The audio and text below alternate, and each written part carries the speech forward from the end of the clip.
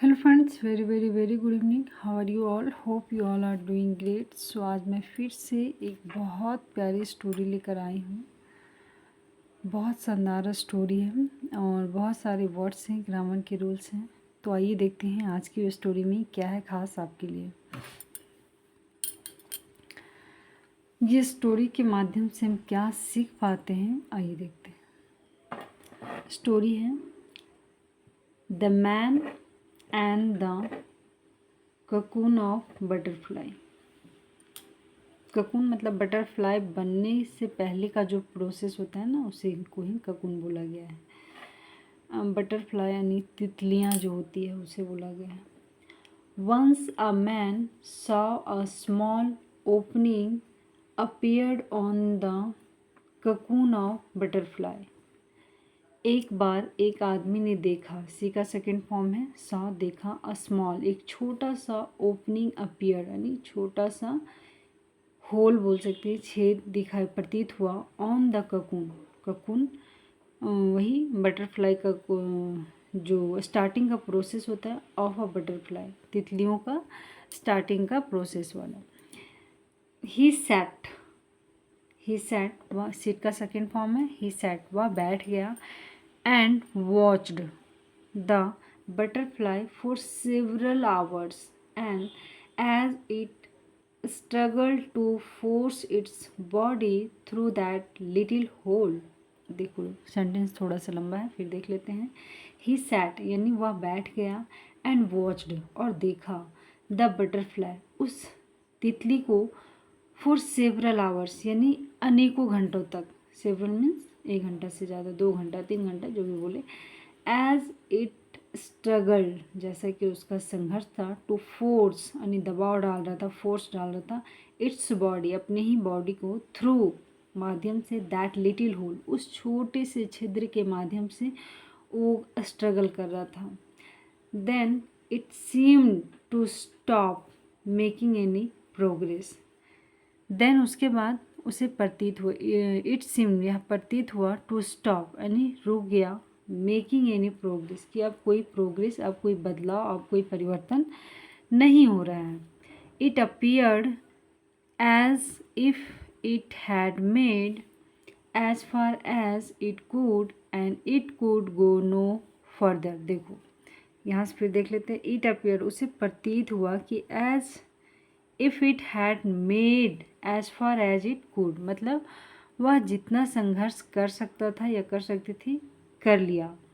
It could not it could and it could go no further मतलब अब उससे और संघर्ष नहीं होगा। ये आदमी बैठा हुआ था, इसे लगा कि जितना एक तितली ने जितना संघर्ष करना था वो कर लिया, अब इससे आगे वो संघर्ष नहीं कर पाएगा, ऐसा इसका थॉट चल रहा है। ठीक है। Then the man decided to help the butterfly. देखो उसे लगा कि तितली थक गई, इससे आगे का प्रोसेस तितली नहीं कर पाएगी। तब उस आदमी ने क्या सोचा, देन द मैन डिसाइडेड उसने निर्णय लिया, टू हेल्प मदद करने का, द बटरफ्लाई उस तितली को, कि चलो भाई उसको जितना अपना काम करना था अब कर लिए, अब उससे आगे उसका प्रोग्रेस नहीं होगा तो चलो थोड़ा हम ही हेल्प कर देते हैं। तो देखो क्या नतीजा निकलता है। सो ही टूक अ पेयर ऑफ सीजर्स और वह एक जोड़ी कैंची लेता है, सीजर से नहीं होता है कैंची, and snipped off the remaining bit of the cocoon. देखो क्या करता है, स्निप्ड ऑफ मीन्स होता है छांट देना, काट देना, द रिमेनिंग बिट यानी बचा हुआ हिस्सा को, ऑफ द ककून ककून से जहाँ से तितलियाँ बाहर निकल रही थी। अब तितली रुक गई थी, प्रोग्रेस नहीं हो रहा था, तो आदमी ने सोचा कि चलो हो सकता है तितली अब अपने आप को हार मान ली है, तो हम थोड़ा सा उसका ककून को काट देते जिससे तितली आराम से बाहर निकल जाएगी। And cocoon the butterfly then emerge easily और उसके बाद जो बटरफ्लाई तितली थी वो इमर्ज यानी बाहर आ गई, बहुत आसानी से वो बाहर निकल आई। बट लेकिन it had a swollen body and small. लेकिन अब क्या हुआ, अब उसका जो बॉडी था वो स्वैलन मीन्स सूजा हुआ था, एंड स्मॉल और छोटा था। जितना नेचुरली होता था उतना नहीं था, बॉडी पूरी तरह से सूजा हुआ था और छोटा भी था। ठीक है। श्रिवल्ड विंग्स, मतलब श्रिवल्ड मीन्स होता है मुरझाया हुआ, है ना।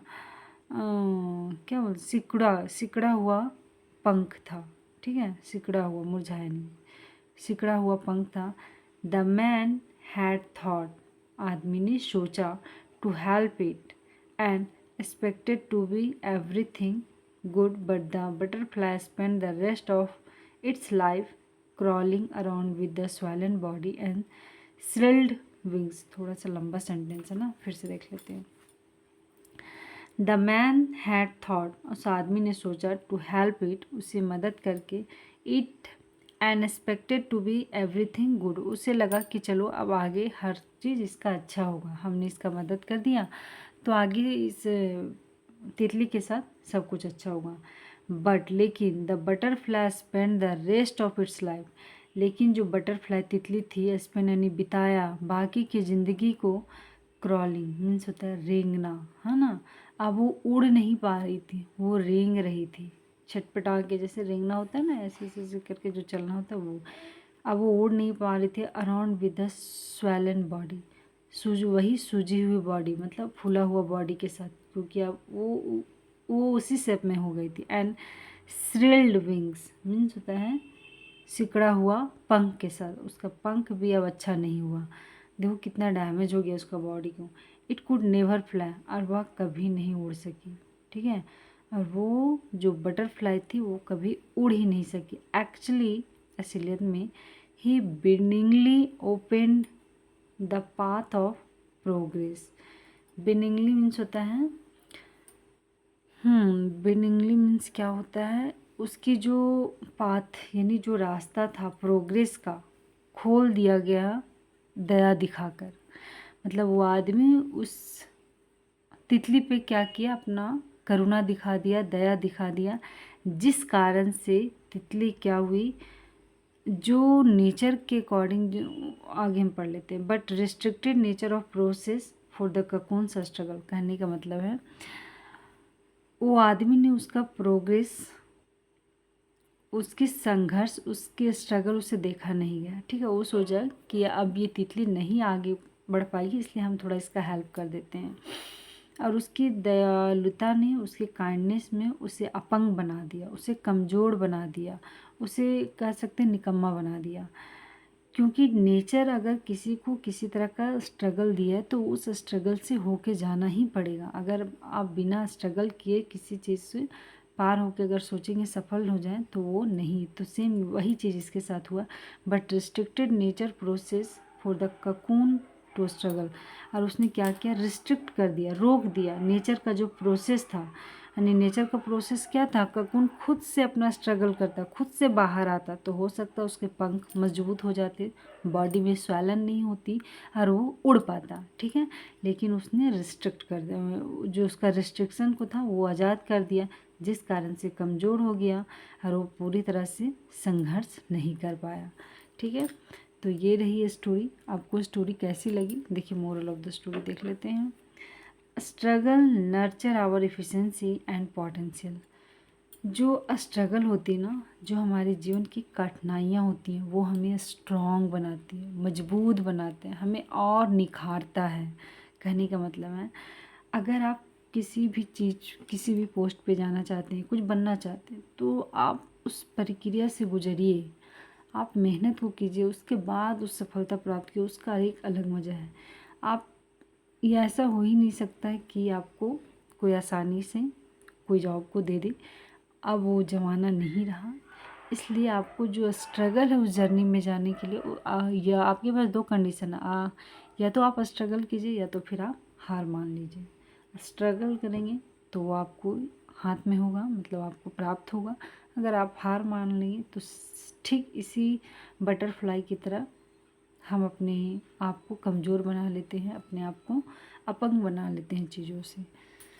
तो ये तो स्टोरी थी एक बटरफ्लाई की, लेकिन हम इसे अपने रियल जीवन में भी उतार सकते हैं। तो thank you so much guys, hope you like this video, then please hit the like button.